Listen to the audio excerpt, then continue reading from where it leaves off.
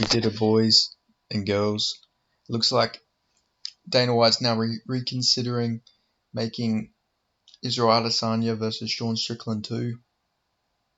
He's completely walked back the idea.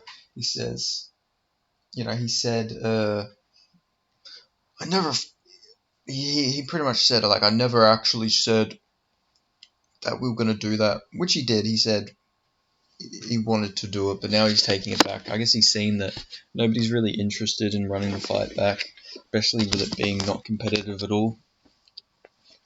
And, Israel being 1 and 2, his last 3. But, yeah, he after the Dana White Contender Series today, he literally talked about how there's plenty of options for Sean Strickland next, and that he hasn't figured anything out yet. He pretty much just blamed Oscar. He pretty much blamed Oscar Willis for just straight asking the question and making it seem like it was a definite. But I'm glad that this is now, it's not set in stone that Israel Adesanya is going to get a rematch. And with that being the case, I really, really hope it's Dricus du Plessis versus Sean Strickland for the UFC Middleweight Championship. Like, come on, Dana White. It makes sense. It's the fight to make. Dricus du Plessis has earned his shot. Like, I don't know what else the man's got to do. Beating Robert Whitaker is like, that's good enough. That has to get you a title shot. Like, the man beat Derek Brunson. That gets you a title shot normally. It got Jared Cannonier a title shot. He beat Darren Till.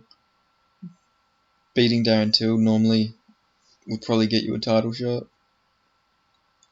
And he beat Brad Tavares, who's, a good fighter.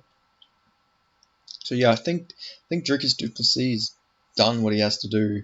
So Dana White's just got to book that Sean Strickland versus Dricus du Plessis fight. And Israel Adesanya, he can fight the winner of Paulo Costa versus Khamzat Chimaev, especially if it's Khamzat Chimaev, fresh matchup, interesting fight. It helps build, helps either build Khamzat into a superstar or, Israel Adesanya gets to keep his superstar status. If that fight were to happen, I would pick Khamzat Chimaev, but I guess we've got to see how his fight against Paulo Costa plays out. We haven't seen him against a elite middleweight, but he did knock out Gerald Meerschaert in like 16 seconds, and Gerald Meerschaert on his best day can beat most middleweights. On his worst day, he loses to Jay Ellis, but still Gerald Meerschaert, good fighter, and Khamzat just ran through him, so be interesting to see how Khamzat does against Paulo Costa. And then Robert Whitaker can fight, I guess, maybe you do him versus Jared Cannonier in a rematch, or you do Robert Whitaker versus Roman Dolidze if he beats Derek Brunson. I know there's plenty of options. Middleweight's in such a weird position right now. Maybe you could also do Whitaker versus the winner of Allen versus Paul Craig. Like, there's plenty of options, But I'm glad Dana White's finally talked back, giving fucking Israel Adesanya a pointless rematch that he doesn't deserve against Sean Strickland. So it seems like balance is being restored. I think everyone complaining about it, I think it really helped us. So yeah, good job, guys. The movement worked. The movement to cancel Israel Adesanya versus Sean Strickland 2 worked, which I'm glad to see. What else? Dana White's still coping though about Sean Strickland winning. Like, he's still saying Israel Adesanya looks slow and all this stuff. Like, no, he didn't physically. He didn't look any different than he does in any other fight, and he threw more output than he ever has in a fight. Like, he literally broke his record for strikes thrown, significant strikes thrown. Just Sean Strickland's defense was so good, and the pressure got to Israel Adesanya.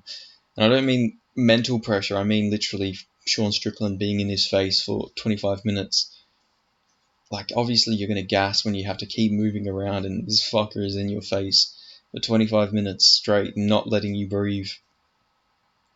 Like it's not surprising he gassed and he didn't look slow at all. I don't know why Dana White's saying this. I don't know why he's coping so hard. Like, you're literally demeaning your champion that you have now in Sean Strickland, and you're just saying he won because Israel Adesanya looked bad. It's like, no, he looked bad because Sean Strickland made him look bad. Dana White, like, surely you can just admit that and stop making excuses. It just doesn't make sense why you would try and make your current champion look bad. Especially if Sean Strickland does eventually fight Israel Adesanya again and he wins, then you've literally just fucking ruined the hype for Sean Strickland.